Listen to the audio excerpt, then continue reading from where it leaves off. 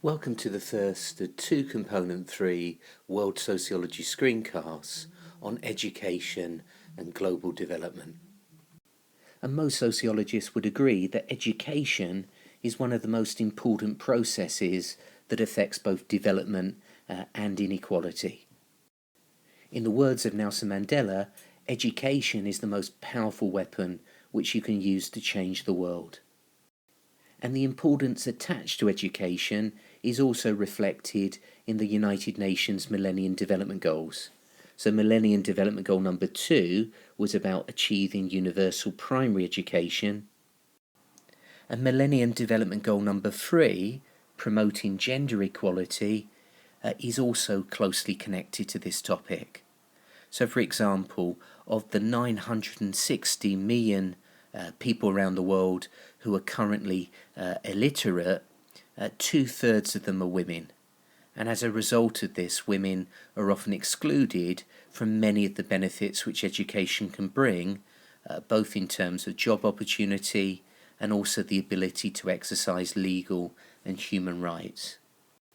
So education is seen to be a really important process that affects development because the prime resource of any country is its people, and the potential of that resource can only be properly realised through good education.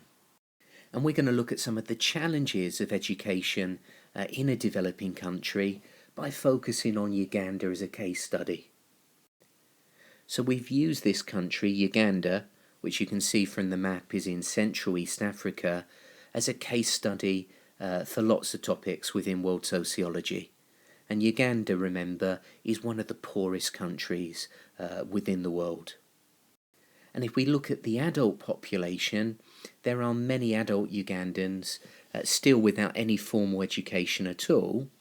And going back to the theme of gender, what we can see in this graph is a big discrepancy when we look at gender. So it's women, particularly women in poor rural areas, who are the least likely members of Ugandan society to have received any formal education. And the evidence is pretty overwhelming that where you educate women, it has a positive impact on lots of other indicators of human development. So this graph shows the positive impact of educating women on child mortality rates. So for example, we can see here that where women have experienced secondary or higher levels of education, both mortality rates for under 5s and also infant mortality rates, that's under 1s, is significantly lower than is the case for women with no education. And women's education also has an effect on the total fertility rate. So as women stay in education longer, they have fewer children. And remember that this is a really big issue in Uganda, because Uganda at the moment has the second fastest growing population of any country in the world. And linked to the issues of population and the fertility rate, we can see in this graph that the percentage of currently married women using a modern method of contraception increases significantly with education. Now, on one level, educational policy in Uganda would seem to be a success. It was the first country in sub-Saharan Africa to adopt a policy of universal primary education, and we can see here that there have been significant increases in the number of children enrolled in primary education. But remember, Uganda has the youngest population of any country on the planet, and this has created a huge problem for the Ugandan government in meeting their targets. And as we can see from this population pyramid, around about half of the population of Uganda are aged 15 or younger. And this, of course, has an obvious impact upon the type of education that you get in Uganda. So in England, there is a legal maximum class size of 30. In Uganda, for primary education, they have a target class size of 60, but in practice class sizes tend to be considerably higher than this target figure. So it's quite normal to go into primary school classrooms in Uganda and see class sizes well in excess of 100. So in this particular primary school in Buyawanga village in East Uganda, there's actually a class here that's got over 200 pupils in it.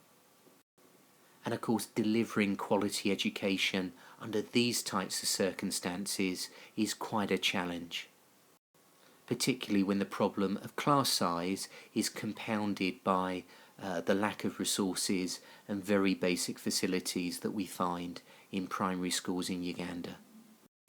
And if we go back to Millennium Development Goal number 2, we can see that one of the targets is that children complete a full course of primary schooling.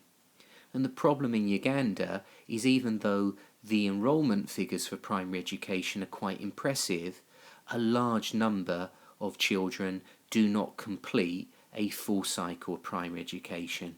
And in fact, from these statistics, we can see that the number is in decline, and that in 2010, only just over 57% of children who enrolled in primary education actually completed a full cycle. One of the really big issues that affects the quality of primary education in Uganda are the number of days that teachers miss. So staff absences are extremely high in Uganda, and teacher morale is very low. And this is caused by a variety of factors. Sometimes there can be a problem in providing staff with accommodation, and a really big issue within Uganda is the low pay that teachers receive. So one of the main reasons that teachers do not turn up for school and miss classes is they're often forced into taking second jobs in order to make a decent living.